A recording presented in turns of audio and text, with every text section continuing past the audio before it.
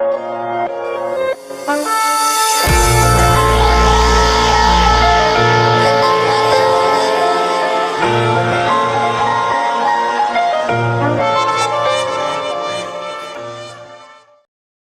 Number 1، خدا کی طرف سے دو خاص پیغام۔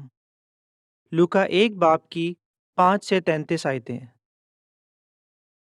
باپ کا خلاصہ: جبرائیل کے ذریعے یوحنا کی پیدائش کی پیش گوئی۔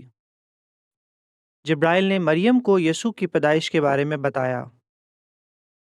ویسے تو پوری بائبل خدا کی طرف سے ایک پیغام ہے جو اس نے ہماری ہدایت کے لیے دیا ہے، لیکن 2000 سال پہلے خدا نے ایک فرشتے کے ذریعے دو خاص پیغام دیے۔ اس فرشتے کا نام جبرائیل تھا۔ بائبل میں لکھا ہے کہ وہ خدا کے حضور کھڑے رہتے ہیں۔ لوکا 1 باپ کی 19 آیت۔ آئیں دیکھتے ہیں کہ یہ دو پیغامات کیا تھے۔ یہ 3 قبل از مسیح کی بات تھی۔ جبرائیل نے پہلا پیغام یہوہ خدا کے ایک کاہن کو پہنچایا جن کا نام زکریا تھا۔ زکریا اپنی بیوی الشبہ کے ساتھ یہودیہ کے پہاڑی علاقے میں شہر یروشلم کے نزدیک رہتے تھے۔ وہ دونوں عمر رسیدہ تھے اور ان کی کوئی اولاد نہیں تھی۔ ایک دن زکریا یروشلم میں خدا کی ہیکل میں کاہن کے طور پر خدمت کر رہے تھے۔ وہ بخور کی قربانگاہ کے پاس کھڑے تھے کہ اچانک ان کو جبرائیل دکھائی دیے۔ زکریا بہت گھبرا گئے، لیکن جبرائیل نے ان سے کہا، زکریا گھبرائے نہیں، کیونکہ خدا نے آپ کی التجا سن لی ہے، اور آپ کی بیوی الشبہ کا بیٹا ہوگا، اور آپ اس کا نام یوحنا رکھنا۔ پھر جبرائیل نے یوحنا کے بارے میں یہ پیش گوئی کی کہ وہ یہوہ کی نظروں میں عظیم ہوگا اور وہ لوگوں کو یہوہ کے لیے تیار کرے گا۔ لوکا 1 باپ کی 13 سے 17 آیتیں۔ مگر زکریا کو فرشتے کی بات پر یقین نہیں آیا، کیونکہ وہ اور ان کی بیوی عمر رسیدہ تھے۔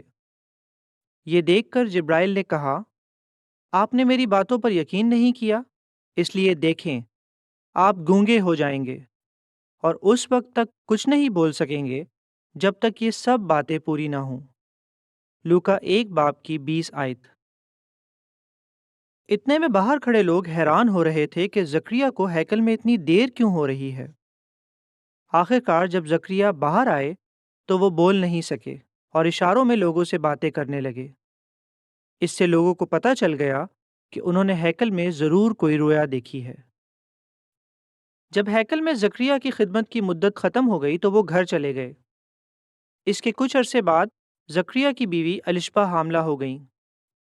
اس کے بعد وہ 5 مہینے گھر میں رہیں۔ پھر جبرائیل نے خدا کی طرف سے ایک اور خاص پیغام دیا۔ اس بار انہوں نے ایک کنواری لڑکی کو پیغام دیا جس کا نام مریم تھا۔ مریم گلیل کے علاقے میں شہر ناصرت میں رہتی تھی۔ جبرائیل نے ان سے کہا، آپ کو خدا کی خوشنودی حاصل ہوئی ہے۔